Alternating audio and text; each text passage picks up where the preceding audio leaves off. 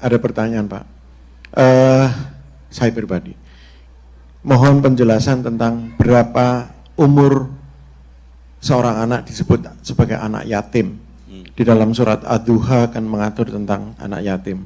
Dan pertanyaan kedua, seandainya di antara jamaah kita sendiri ada anak yatim yang, apakah kita harus jauh-jauh menyantuni yang lain sementara yang di depan mata kita tidak tersantuni? Mohon. Ya. Terima kasih. Bapak Ibu yang dimuliakan Allah, siapa yatim? Apa ukurannya yatim? Bagaimana menyikapi anak yatim? Gitu kira-kira 3 pertanyaannya tuh. Kalau menurut definisinya, al-yatimu huwa al-walad la aban lah. Yatim adalah anak yang tidak berbapak karena bapaknya meninggal. Jadi ketika seorang anak bapaknya meninggal, maka anak itu disebut yatim. Sampai di situ, itu definisinya, maknanya, artinya. Tapi lihat dulu, ada hadis menyebutkan anak disebut yatim, kata Rasulullah, qoblal ihtilam, kalau belum akil balik. Jadi ukurannya, anak disebut yatim kalau belum akil balik.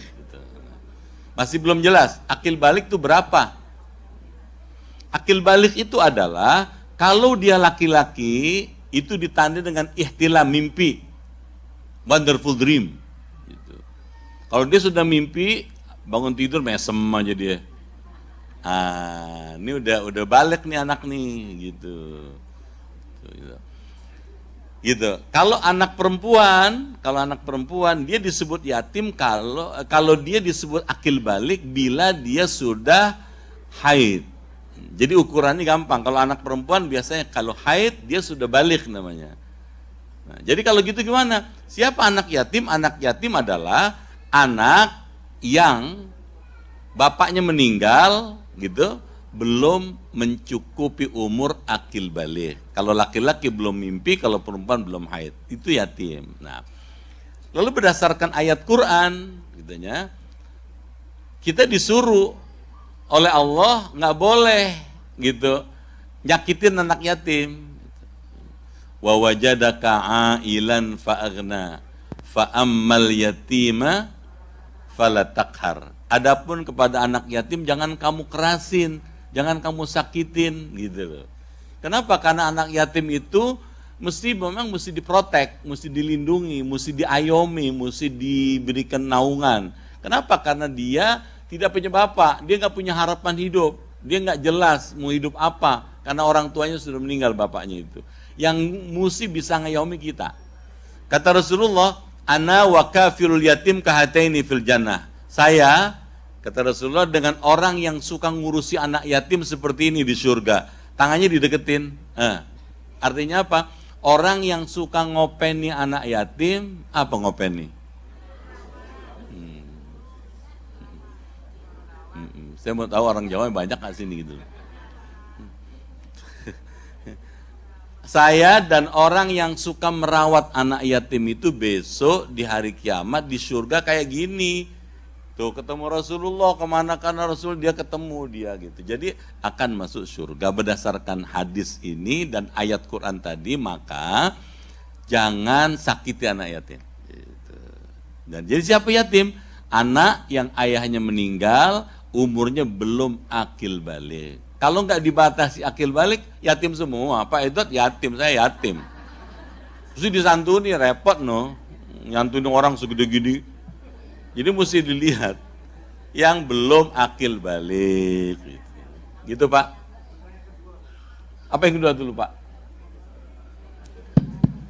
Apakah kita harus menyantuni mereka dulu yang di depan mata, keluarga kami di masjid ini, atau ngurusin yang di Jakarta? Ya, di Quran itu diajarin gitu. Ada seorang sahabat nanya sama Rasul, ya Rasul saya punya uang saya mau diapain ini gitu.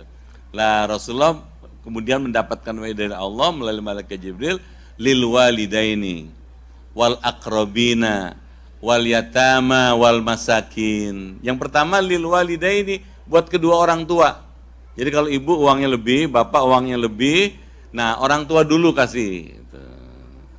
Kalau orang tua sudah Wal akrobin, kerabat. Kerabat tuh kakak, adik, sepupu, bude, bule. Tuh, nah ini. Kalau ini udah baru lil yatama, anak yatim. Yatim mana? Yatim yang sedekat-dekat kita ini, yang dekat-dekat kita dulu sini dulu. Yatim yang ada di Los Angeles dulu, itu diduluin. Apalagi di sini, anak yatim yang memang diopeni sama masjid sini. Itu dulu gitu.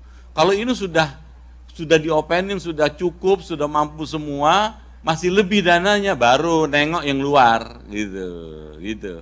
Selama masih ada yang butuh dan yang butuh itu lebih dekat kepada kita, yang dekat dulu didahulukan gitu. Itu Pak. Ya, mohon maaf, masih pribadi lagi ya Pak ya. Yatim itu yang kehilangan bapak. Kalau kehilangan ibu? Ya. Di Quran Allah tidak menyebut yang kehilangan ibu. Ya, kalau di Indonesia disebut piatu. Gitu. Di Quran nggak disebut. Yang disebut oleh al-yatim, wal-yatama. Kenapa kok yang disebut yatim kalau kehilangan bapak? Karena kalau kehilangan bapak, dia nggak punya masa depan. Nggak ada jaminan hidupnya sukses. Kenapa? Nggak ada yang mendukung ekonominya, nggak mendukung makannya, nggak mendukung sekolahnya gitu loh. Lah kalau kehilangan ibu disebut piatu, masih ada bapaknya, bapaknya masih bisa jamin secara ekonomis gitu. Nah, lalu gimana? Apakah piatu juga mesti dibiarin aja? Tetap disayangi, dihormati, dikasihi gitu Pak.